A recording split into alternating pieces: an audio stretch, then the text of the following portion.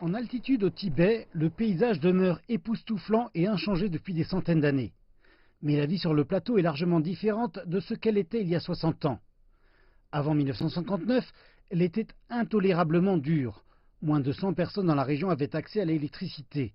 Seuls 5% de la population savait lire.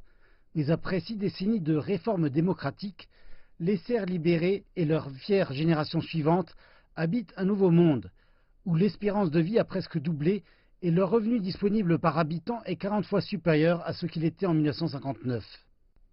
C'est une cause de célébration, comme l'ont fait les Tibétains en mars. Les revenus des gens ont régulièrement augmenté et leur vie est devenue meilleure. Ce qu'ils cherchent à présent, ce ne sont plus les simples articles de la vie courante. Les marchandises comme les automobiles, les ordinateurs portables, les télévisions à haute définition et les téléphones mobiles ne sont plus des raretés. Plus de 80% des Tibétains pauvres sont sortis de la pauvreté. Et la vie est meilleure, et pas juste à cause de leur porte-monnaie plus épais.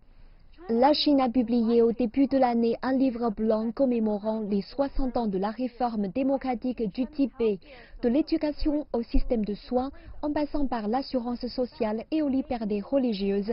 Le livre blanc affirme que le Tibet réalise de grands bonds en avant dans chaque domaine, comme les Tibétains l'ont demandé.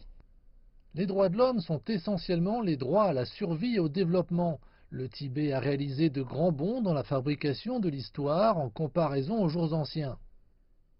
Et les officiels disent que les efforts pour avancer vont continuer, comme le Tibet continue à changer.